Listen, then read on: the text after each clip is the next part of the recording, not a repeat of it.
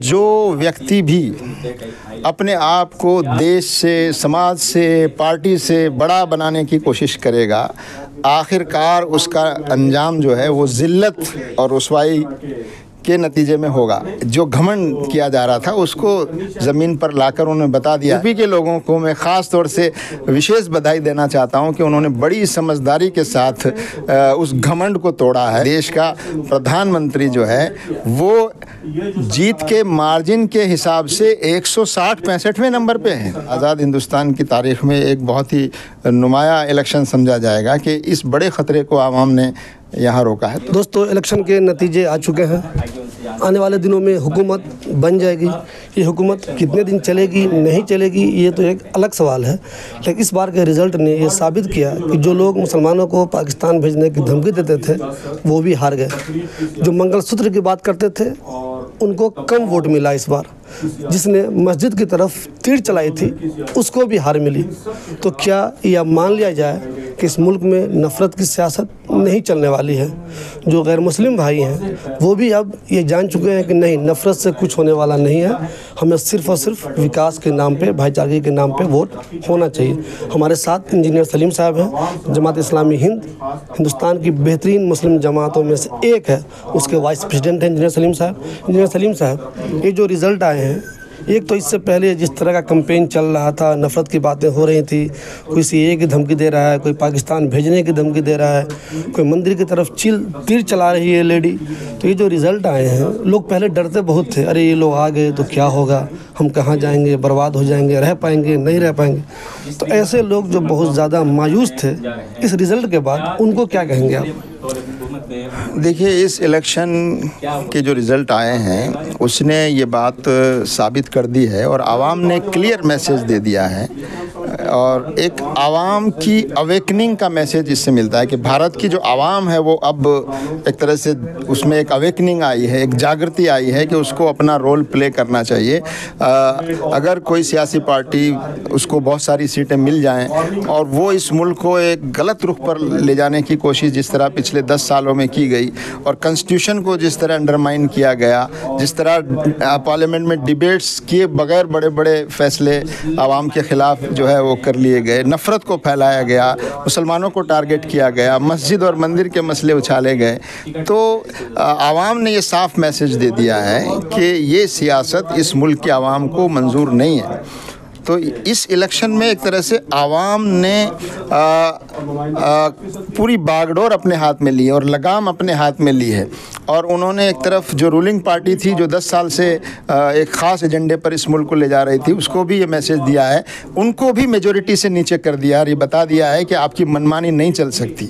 अब जो है आप नफ़रत के रास्ते पर जो है उसको जाने की हम इजाज़त नहीं देंगे और सब पार्टियों को, दूसरी पार्टियों को भी पूरी सीटें नहीं मिली। इससे बात साबित है कि अपोजिशन की जो पार्टीज़ हैं उनमें भी बहुत सी कमज़ोरियां हैं, वो भी अपनी उन कमज़ोरियों को दूर करें। तो ये पूरा एक बहुत ही आवाम की जीत है इस पार्टी में और यहाँ हम किसी पार्टी को मुबारकबाद देने के बजाय हम यहाँ की आवाम को मुबारकबाद देते हैं कि आवाम ने आगे बढ़कर पार्टियों पर भरोसा करने के बजाय अपने हाथ में लगाम लेकर हर पार्टी को जो मैसेज उनके लिए ज़रूरी था वो मैसेज दिया है।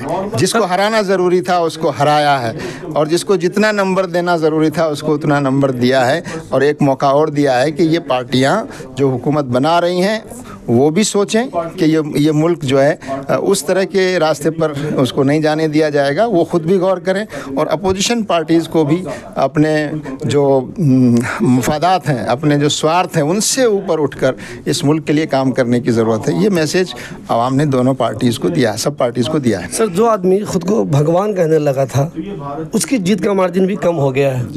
तो क्या हम ये मान लें कि मोदी का कद अब कम हो गया है और मज़ीद कम होता जाएगा? देखिए, जो व्यक्ति भी अपने आप को देश से, समाज से, पार्टी से बड़ा बनाने की कोशिश करेगा, आखिरकार उसका अंजाम जो है वो ज़िल्लत और रुसवाई के नतीजे में होगा। ये दुनिया की तारीख़ बताती है। जिसने अपने आप को बड़ा बनाने की कोशिश की, जिसने अपने आप को हर चीज़ से ऊपर बताने की कोशिश की, तो ये चीज़ पैदा हो गई थी। तो आवाम ने उसका सही जवाब दे दिया। आप देखिए कि देश का प्रधानमंत्री जो है वो जीत के मार्जिन के हिसाब से 160-65वें नंबर पे हैं।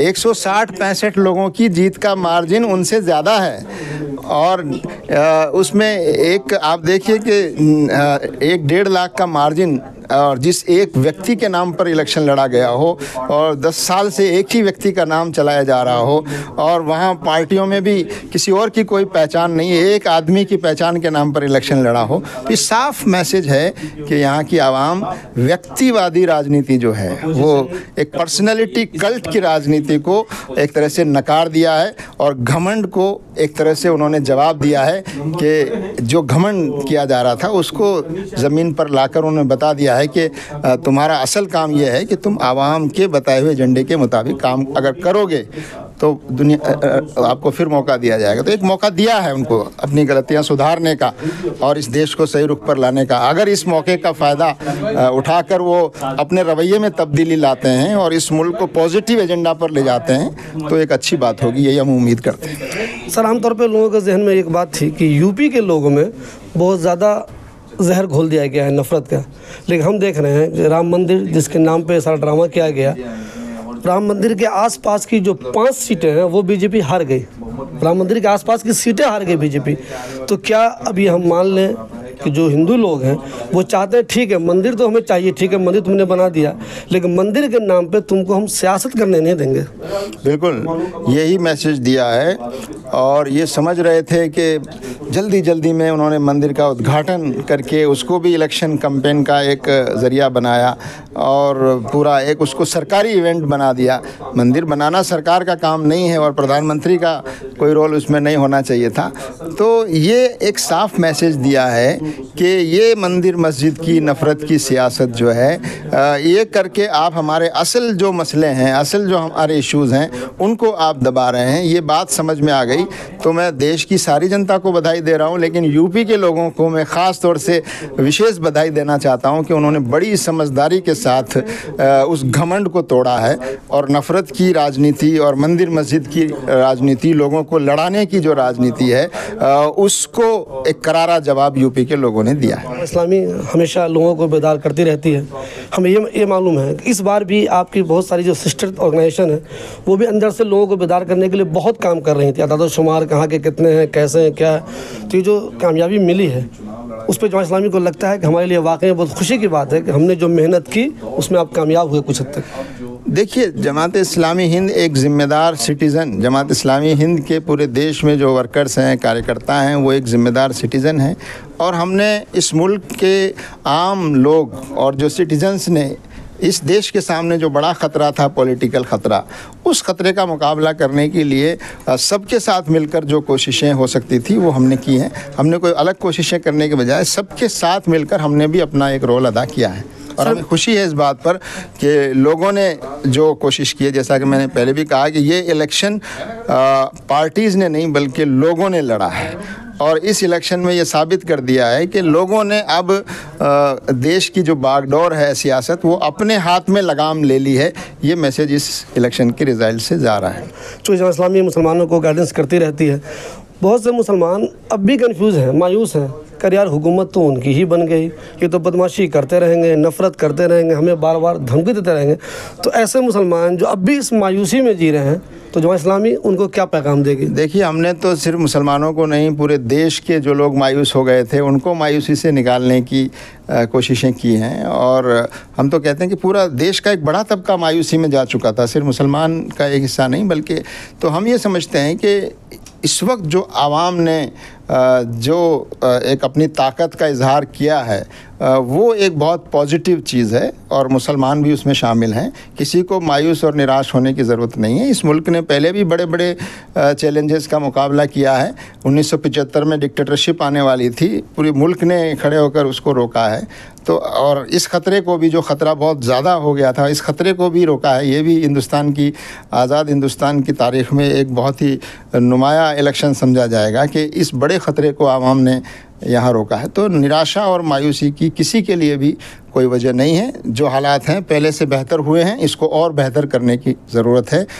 पॉलिटिकल पार्टी जो अपोजिशन में हैं उनको भी अपना रोल सुधारने की ज़रूरत है, उनको भी जो कमज़ोरियाँ वो करने की ज़रूरत है। और हम तो जो रूलिंग पार्टी है और जो एनडीए है और उसके जो कंस्टिट्यूएंट्स हैं उनको भी ये कहना चाहते हैं कि वो भी अपने रवैये पर गौर करें, और ख़ास तौर से जो एनडीए के अलायंस हैं उनकी ज़िम्मेदारी बढ़ जाती है कि वो एक सही एजेंडा पर इस हुकूमत को चलाने की कोशिश करें। सर प्लीज़ इसी से मेरा आखिरी सवाल, बीजेपी के मुकाबले आपके ताल्लुकात टीडीपी से और जेडीयू से बेहतर हो सकते हैं, उनसे मिलना आपके लिए ज़्यादा आसान हो सकता है।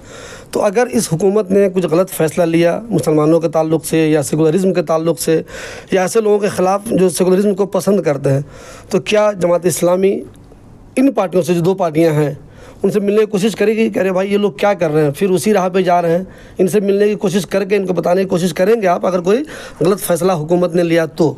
देखिए, जहाँ मिलना ज़रूरी होगा वहाँ हम सबसे मिलेंगे, सिर्फ इन पार्टियों से नहीं। ज़रूरत होगी तो हम बीजेपी के लोगों से भी बात करेंगे, जो सरकार में हुकूमत में बैठे उनसे भी बात करेंगे ज़रूरत होगी तो। लेकिन हम इस बात की कोशिश करेंगे कि लोग अपना रोल अदा करें। हमने अपने रास्ते सबके लिए खुले रखे हैं, कोई हमसे मिलना चाहे, कोई हमसे बात करना चाहे, हुकूमत बात करना चाहे, हम उसके लिए तैयार हैं। दूसरा ये कि अब जो भी कैंडिडेट इलेक्ट हुआ है अब वो किसी पार्टी का नहीं है, अब वो सबका नुमाइंदा है, तो सबको उससे अपना कांटेक्ट रखने की ज़रूरत है। और उसको भी हम कोशिश करेंगे कि उसका रवैया भी ऐसा हो कि वो सबके साथ वही तरीका अपनाए। इसी तरह जो हुकूमत बन रही है वो हुकूमत अब किसी पार्टी की नहीं कहलाएगी, वो हुकूमत अब इस मुल्क की हुकूमत कहलाएगी, और उसकी ज़िम्मेदारी है कि वो सबके साथ बराबरी का सलूक करे। और उस हुकूमत को हम अपनी हुकूमत भी समझते हैं, तो हम उसको गलत रुख पर जाने से रोकने की जो हमारी ज़िम्मेदारी है वो अदा करेंगे। जो अच्छे काम होंगे हुकूमत के उसको अप्रिशिएट भी करेंगे, उसमें सहयोग भी करेंगे, और जो गलत चीज़ें होंगी पहले की तरह हम आवाज़ उठाएंगे, उसके ख़िलाफ़ रोकने की कोशिश करेंगे, क्रिटिसाइज़ करेंगे और उसका विरोध करेंगे जब ज़रूरत होगी।